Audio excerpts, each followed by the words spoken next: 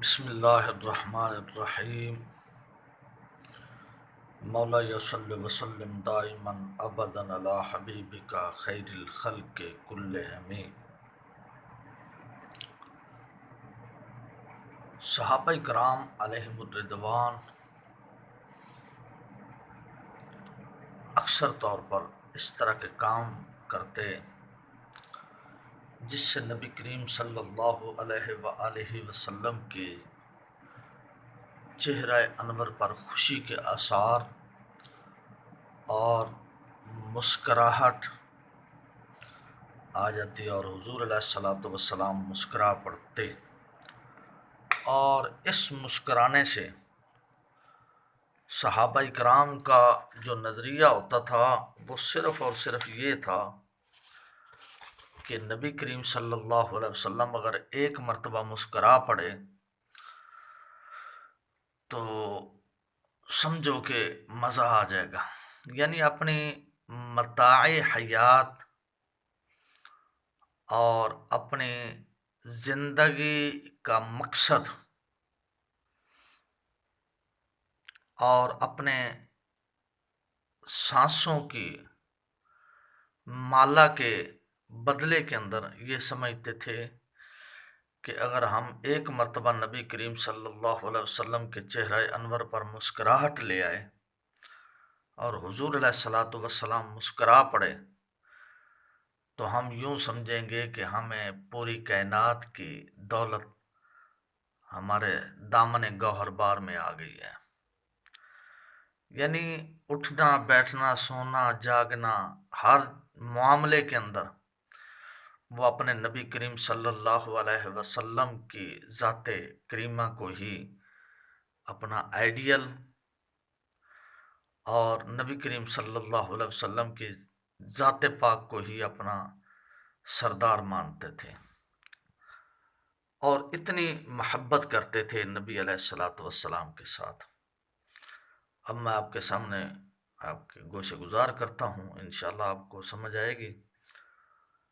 لیکن جتنا بھی وہ کام ہوتا تھا وہ اس طرح کا ہوتا تھا کہ نبی کریم صلی اللہ علیہ وسلم خوش رہیں۔ مطلب کہنے کا یہ ہے کہ حضور علیہ الصلوۃ والسلام کو خوش رکھنے کے لیے وہ یہ کام کرتے تھے۔ حضرت نعیم رضی اللہ تعالیٰ عنہ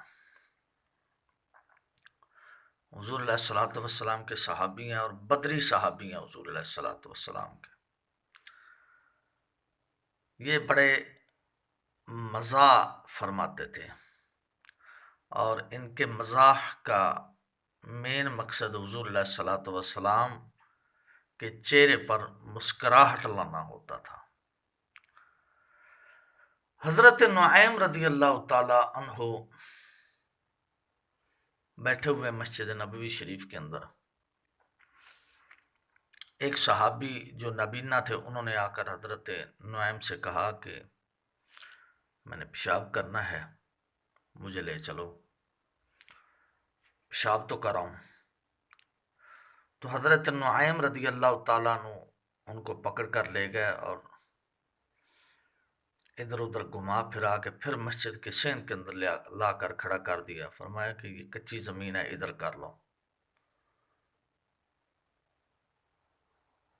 جب انہوں نے پیشاب ادھر کھڑے ہو کر ادھر بیٹھ کر ادھر ادھر اندازہ لگایا کہ زمین تو کچی ہے، مسجد نبوی شریف کچی تھی اس وقت،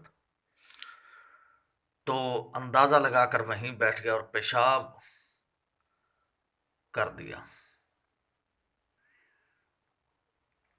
لوگوں نے کہا یہ تو نے کیا کیا، تو نے تو پیشاب کر دیا مسجد کے اندر۔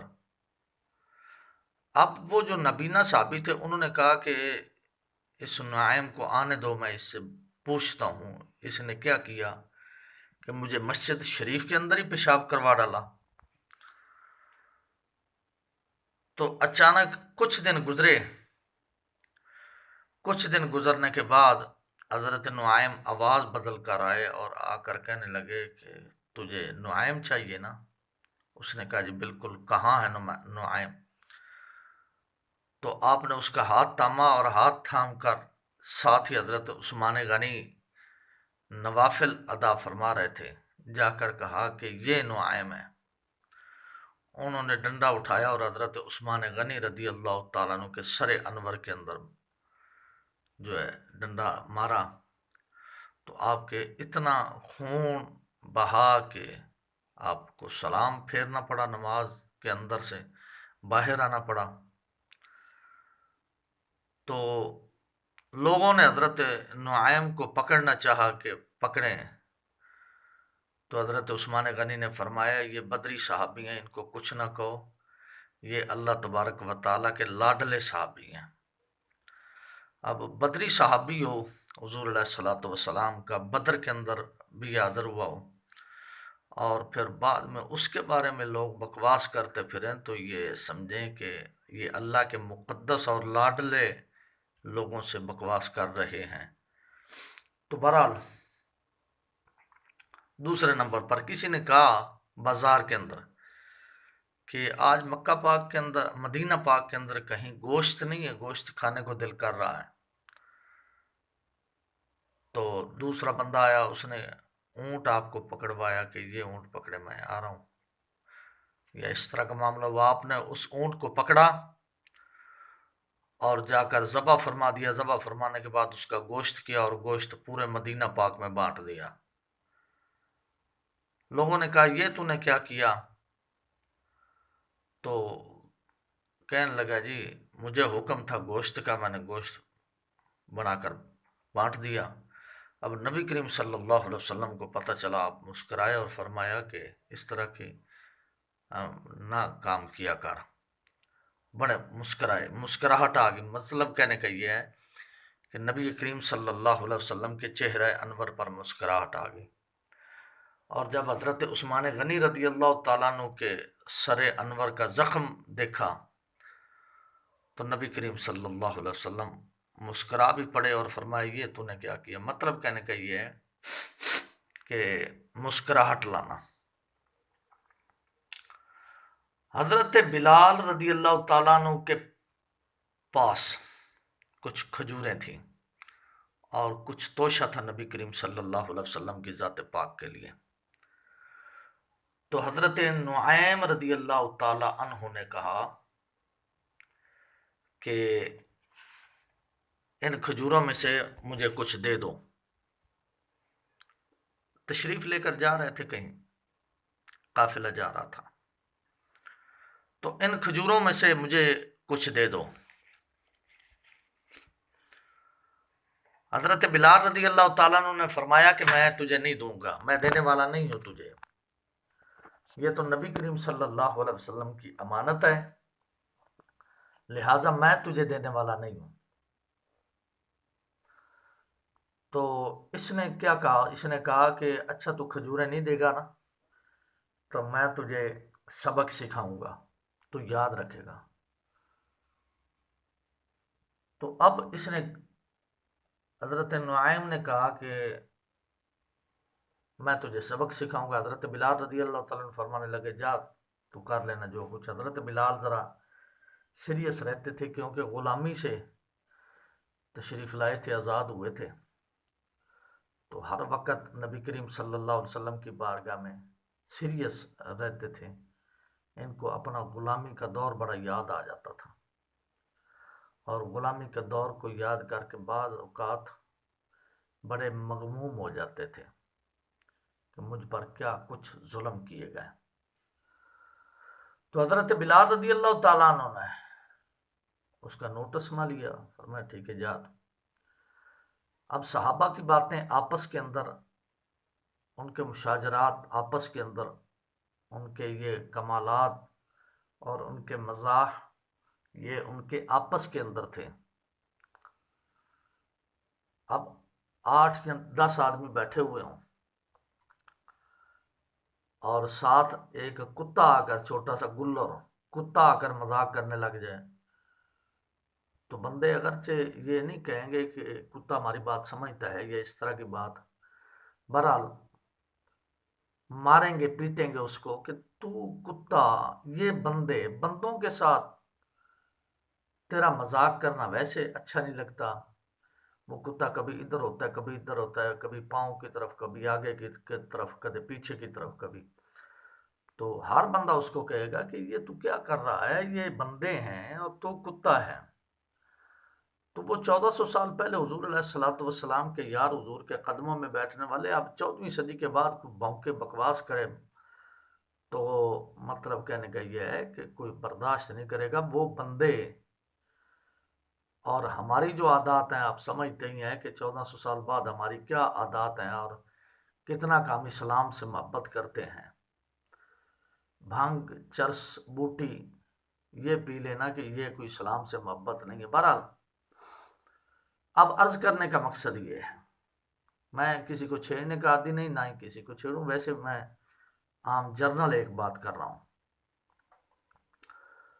تو قافلہ جا رہا تھا حضرت ابوبکر صدیق اور نبی کریم صلی اللہ علیہ وسلم کی ذات والا قدس آپ ذرا تشریف لے گئے۔ معلوم ہوا حضرت ابوبکر اور نبی کریم صلی اللہ علیہ وسلم اکٹھے ہی رہا کرتے تھے، اکٹھے جایا کرتے تھے جہاں جانا ہو، اب بھی اکٹھے ہی ہیں اپنے روضہ انور کے اندر۔ تو اب نبی کریم صلی اللہ علیہ وسلم اور حضرت ابوبکر تشریف لے گئے، پیچھے سے اس کو موقع مل گیا۔ ایک قافلہ آ رہا تھا، حضرت نعیم اس قافلہ والوں کے پاس پہنچے اور قافلہ والوں کے پاس پہنچ کر قافلہ والوں کو کہنے لگے یار میرا ایک غلام ہے، سیاہ فام ہے یعنی کالا ہے، طاقتور ہے بہت زیادہ، میرے اندر اتنی طاقت نہیں ہے، لہٰذا میں اس کو آپ کے ہاتھوں بیچتا ہوں، آپ اس کو خرید لیں۔ انہوں نے کہا جی کتنے کے اندر خریدیں؟ مثال کے طور پہ 500 کے اندر خرید لیں۔ 500 روپیہ لیا اور جاتے جاتے یہ بھی کہہ دیا کہ وہ آپ کو اس طرح کی باتیں کرے گا، میں آزاد ہوں، مجھے فلاں نے آزاد کیا، فلاں نے آزاد کیا، لیکن آپ نے اس کی بات کو ماننا نہیں ہے، آپ خاموشی کے ساتھ اس کو اٹھائیں گے اور لے جائیں گے۔ انہوں نے کہا ٹھیک ہے جی۔ اب جناب وہ قافلہ والے آئے اور آ کر حضرت سیدنا بلال حبشی رضی اللہ تعالیٰ عنہ کو گرفتار کرنے کی کوشش کی۔ آپ نے فرمایا بھائی میں آزاد ہوں، حضرت ابوبکر صدیق نے مجھے آزاد کروایا ہے اور میں اس وقت اپنے نبی کریم صلی اللہ علیہ وسلم کی غلامی کرنا۔ انہوں نے کہا جی وہ تو یہ بات تو وہ بزرگ بھی کہتے تھے جنہوں نے آپ کو بیچا ہے۔ حضرت بلال رضی اللہ تعالیٰ عنہ کو انہوں نے پکڑ کر انہوں نے باندھ کر لے گئے، لے کر جا رہے تھے، پیچھے سے نبی کریم صلی اللہ علیہ وسلم ظاہری طور پر تشریف لائے۔ آپ نے فرمایا کہ کہاں ہے حضرت بلال،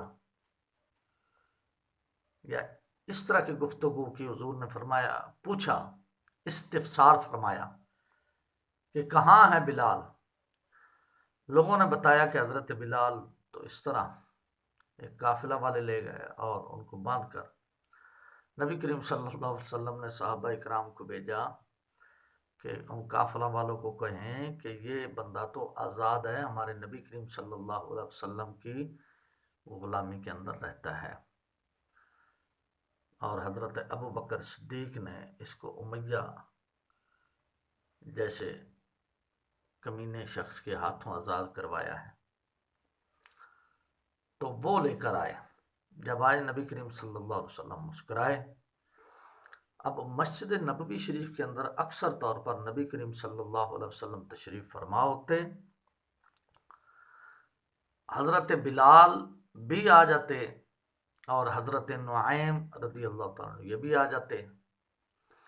جب یہ دونوں شخصیتیں آتی مسجد شریف کے اندر حضور علیہ الصلوۃ والسلام کے سامنے،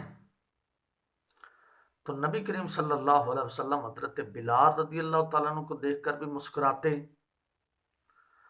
اور حضرت نعیم کبھی حضرت نعیم کی طرف دیکھ کر مسکراتے نبی کریم صلی اللہ علیہ وسلم، اور کبھی حضرت بلال رضی اللہ تعالیٰ عنہ کی طرف دیکھ کر مسکراتے نبی کریم صلی اللہ علیہ وسلم۔ تو مطلب کہنے کا یہ حضرت علی المرتضیٰ کئی سارے واقعات، لیکن حضرت نعیم نے تو حضور علیہ الصلوۃ والسلام کو ہنسانے یعنی مسکرانے کی بہت زیادہ کوشش کی، نبی کریم صلی اللہ علیہ وسلم کے چہرہ انور پر مسکراہٹ ہی رہے۔ تو دیکھیں نبی کریم صلی اللہ علیہ وسلم کے چہرہ انور پر مسکراہٹ لانا یہ اتنا بڑا عمل ہے کہ بڑا لازوال، بے مثال اور اعلیٰ عمل ہے کہ حضور مسکراتے رہیں، خوش رہیں، چونکہ حضور کی عادت مبارکہ تھی نبی کریم صلی اللہ علیہ وسلم کی کہ جب بھی امت کے ذنوب یاد آتے تو حضور علیہ الصلوۃ والسلام کی مبارک آنکھیں بھر آتیں اور دل غمگین ہو جاتا۔ فَلْيَضْحَكُوا قَلِيلًا وَلْيَبْكُوا كَثِيرًا۔ اللہ اکبر۔ تو پھر یہ چند ایک صحابہ تھے جو نبی کریم صلی اللہ علیہ وسلم کے چہرہ انور پر مسکراہٹ لاتے۔ اللہ تبارک و تعالی ان مقدس صحابہ کرام کی مقدس جماعت کے تصدق سے ہماری بخشش اور مغفرت فرمائے، اور ان لوگوں کے تصدق سے اللہ ہمارے درجات کو بلندی نصیب فرمائے۔